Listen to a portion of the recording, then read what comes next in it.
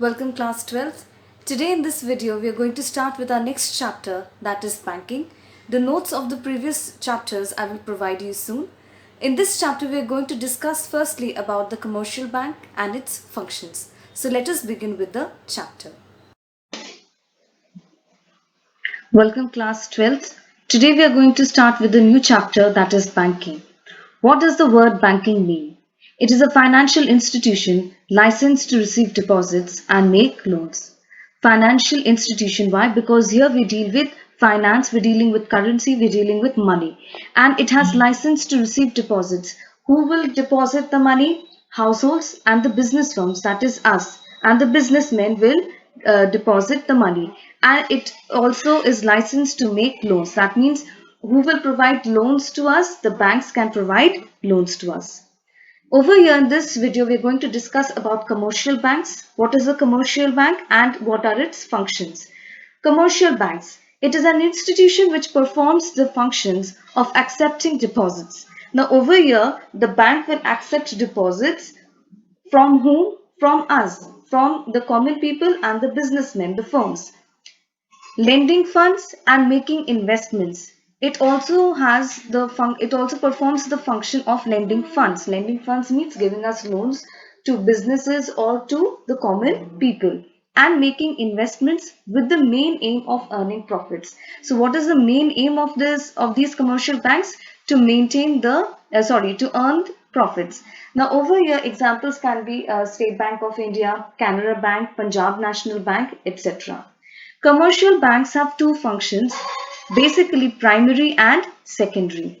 Now in primary, there are two types of functions, accepting deposits and advancing loans. So from the definition only that the commercial banks perform functions of accepting deposits and lending funds, that is advancing loans, we get the primary functions of commercial bank.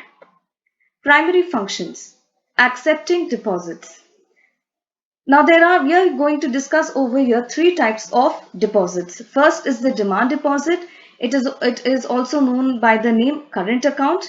Then we have fixed deposits, or in common terms we usually say fixed accounts or FD. And then we have saving deposits. So let us see the three types of deposits and their individual functions. Demand deposits. Deposits repayable on demand. Repayable on demand, that means whenever we want, we can withdraw the money. Second point, no restrictions on number of transactions. Over here, you can withdraw money. You can withdraw money any number of times. There will be no limitation provided by the bank. Then next we have check facility available. Over here you can make payments with the help of check. Whenever you will make the current account, over here the bank will provide you the checkbook as well. And this demand deposit is usually done by the business firms. Second, we move on to fixed deposits, or the FD in common term which we use. Now these are basically children. The amount is deposited for a fixed period of time. Over here, fixed period of time, that means 5 years, 10 years, 15 years or 20 years. Usually these are done for the students who are studying in colleges, and or those who are studying in school, or in the time of marriages it is useful. Now over here we are dealing with two types of transactions. First, the amount gets deposited, and second, the amount gets withdrawn. In between there are no transactions taking place. Whereas in demand deposits, there is no restriction on the number of transactions. You can withdraw the money any number of times. You can deposit the money as well any number of times. But over here, there are only two types of deposits in two types of transaction in fixed deposits. First, that you can deposit the money at a time, and you can take out the money or withdraw the money when that particular period of time is over. Third, check facility is not available. Why? Because over here, other than these two transactions, no transactions takes place. Then basically fixed deposits are done by the households. Next, we have saving deposits. It consists the features of both. That means how both like from demand deposit as well and from fixed deposit as well. Consists the features of both. Over here, there are a limited number of transactions, like See, in demand deposit, there are no restrictions, and in fixed deposits, you cannot, there are only two types of transactions. But definitely in saving deposits, there are more than two types of transactions, but the transactions are limited. It is more than two types, but the transactions are limited, whereas compared to demand deposit, over here, it is unlimited, and in fixed deposits, there are only two types of transactions possible. Saving deposits, check facility is available over here. Like whenever you will make a saving account, the bank will provide you the checkbook. Again, with this checkbook, you can make payments. Next point is households. That means it is mainly saving accounts or saving deposits are done by the household sector. Now over here, take a note on these 3 points. Demand deposits doesn't provide any interest. Over here, the bank can charge some rate of interest from the business firms. Okay. Now over here, in the next one, fixed deposits, we have highest interest rate. That means why? Because over here we do not have in between transactions. So the longer for the longer time you keep the money, the highest will be the interest rate. Okay. And in saving deposits, interest is provided, but it is less than the fixed deposits. Over here, interest rate is given, interest is given to the account holder, but not so high as the fixed deposits. But it depends over here in saving deposits for how much time you save the money. Likewise, the interest rate gets higher or lower. But in fixed deposits, we have the highest interest rate. Why? Because a particular amount, you can say it is locked for a particular period of time, say for 5 years, 10 years, 15 years, 20 years, and so on. So I hope you've understood accepting deposits. We have discussed 3 types of deposits over here: demand deposits, fixed deposits, and saving deposits. Let us move on to the second primary function, that is advancing of loans. The next primary function is advancing of loans. The second function of bank is to provide loans. Now, from where does the money come from to provide the loans? It comes from the various type of deposits done by the household and the firms. And what are those deposits? Demand deposits, fixed deposits, and saving deposits. What does the bank do with these deposits? Either the bank will invest the money or it will distribute the money to the people in the form of loans. So here we are going to study 3 types of loans: cash credit, short-term loans, and demand loans. What is cash credit? Loans given against current assets. The main point over here is current assets. Now we all know that if we will take loan, we have to keep security for that. So the security in this case is the current assets like stocks, shares, bonds, etc. Next important thing is the interest charged. Interest is charged on amount actually withdrawn. Now understand this point, children. Suppose I have taken a loan of rupees 10 lakh. So my account will be created for that particular amount. Now I have rupees 10 lakh in my account, which will be credited by the bank. Now when I will get rupees 10 lakh, the bank will start charging me the interest. If suppose from rupees 10 lakh I have withdrawn only rupees 5 lakh, so the bank will charge me the interest of on only on rupees 5 lakh, not on rupees 10 lakh. Why? Because over here we're studying about the point that interest is charged on amount actually withdrawn. Now what is the amount that I have withdrawn? I have withdrawn only rupees 5 lakh and the remaining 5 lakh is still there in my account. So what does this show? It shows that interest charged on the money is on the money that is actually withdrawn. Next we have demand loans. Loan which can be recalled by bank on demand. Now this is a very impractical situation. We usually do not get to see it. It is that loan which can be recalled by bank on demand. Means whenever the bank will want, it can demand. There is no fixed tenure, there is no fixed time period for that. So whenever the bank wants, it can demand. Next we come to short-term loans. Normally we see them in the general market. These are personal loans which are taken by the households, like suppose to buy a house or to buy a car or to buy an expensive mobile phone or to buy a laptop. These are personal loans against collateral security. What are these collateral security? Like your buildings, homes, etc. You all know all these things. Move on to the next topic, that is secondary functions. There are four types of secondary functions: overdraft facility, discounting bills of exchange, agency functions, and general utility functions. The first point is, or the first function is overdraft facility. A facility in which a customer is allowed to overdraw his current account up to an agreed limit. Now over here, the main point is the current account. Now, for a current account holder, like businessmen, the overdraft facility is provided by the bank. Now, a current account holder can make unlimited transactions, right? As we have seen in the demand deposit. If you remember, children, in the demand deposit, there are no restrictions on number of transactions, and these type of accounts are known as current accounts. So, over here, we are discussing about that particular current account only. Now, a current account holder can make unlimited transactions.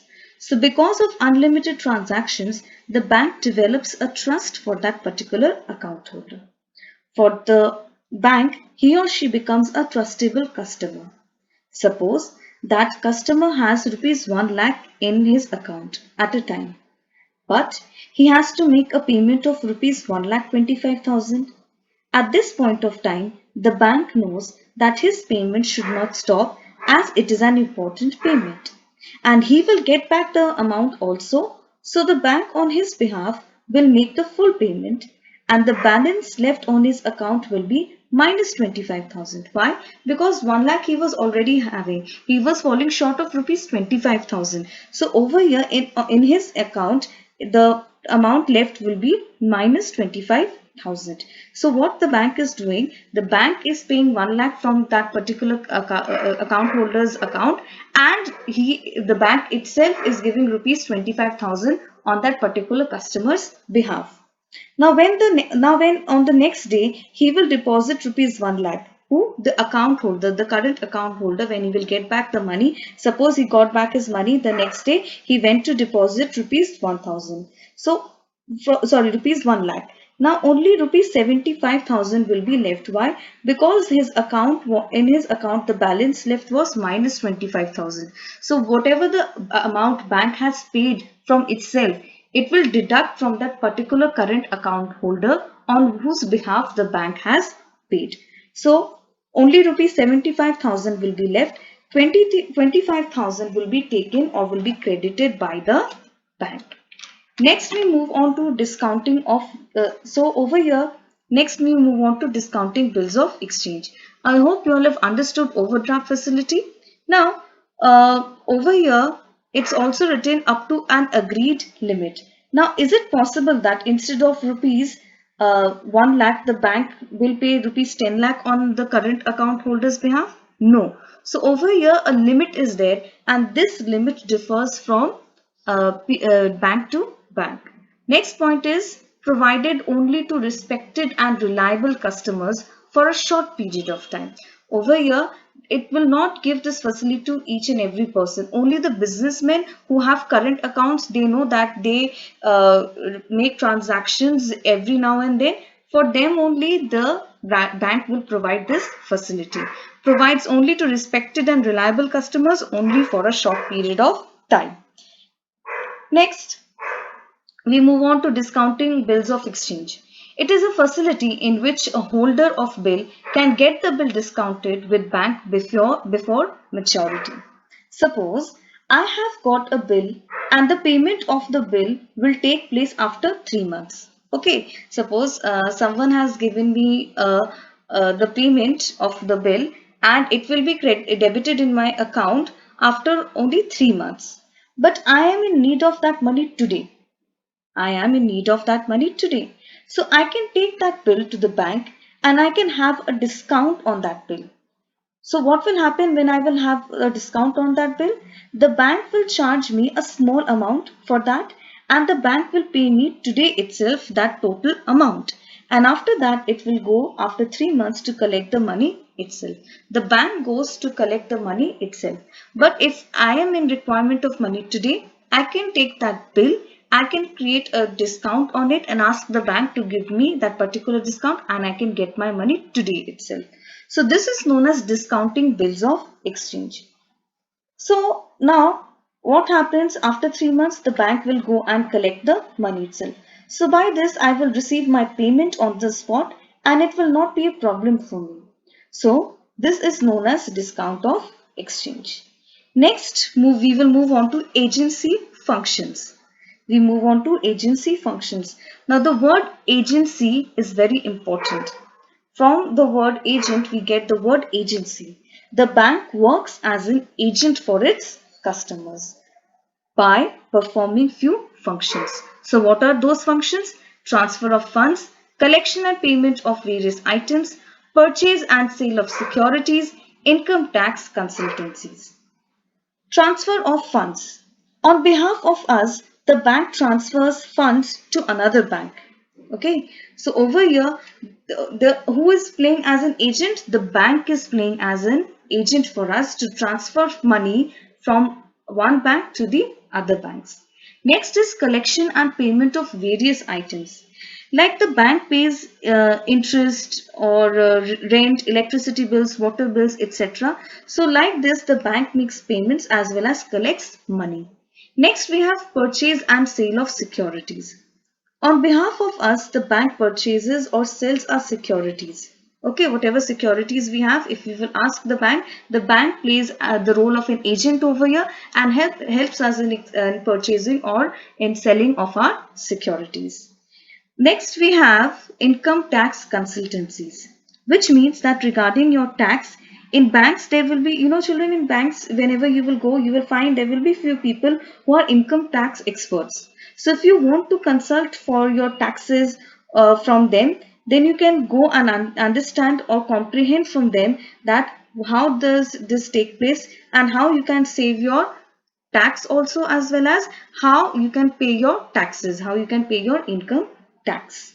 Next, we have general utility functions. General utility basically means general satisfaction for the customers, like locker facility, where you can keep your precious valuable things in those lockers. Like you have lockers in your almiras, right, where like gold and all is kept inside that. A particular type of vault is there inside the almira. So over in banks also, over there we have locker facility, and the bank charges a rent for that locker, and it's a very small amount whatever the bank charges. So whatever precious or valuable items you have, you can keep it in the bank also. It will be very safe. Next point is traveler's check. Now this is a very special kind of check. It is for those who go for traveling and suppose they are afraid that they might lose their money, or they may not have enough cash, that after going there they may end up with their cash, because there might be a lot of expenses. So it is for them.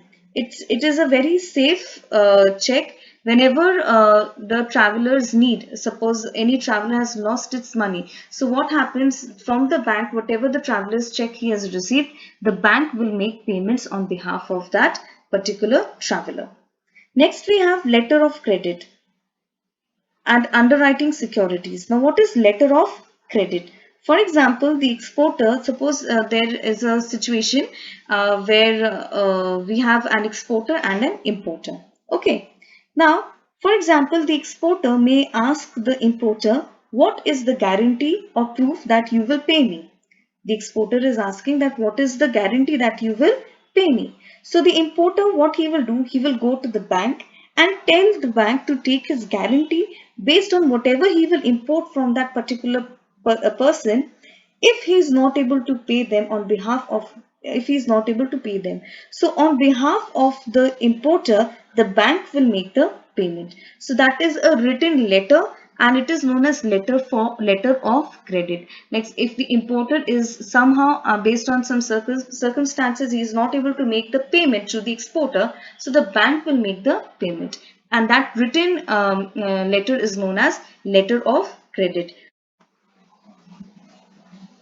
Now next we have underwriting securities. Now in underwriting securities, these are the securities which are provided by the banks. It involves determining the risk and price of a particular security.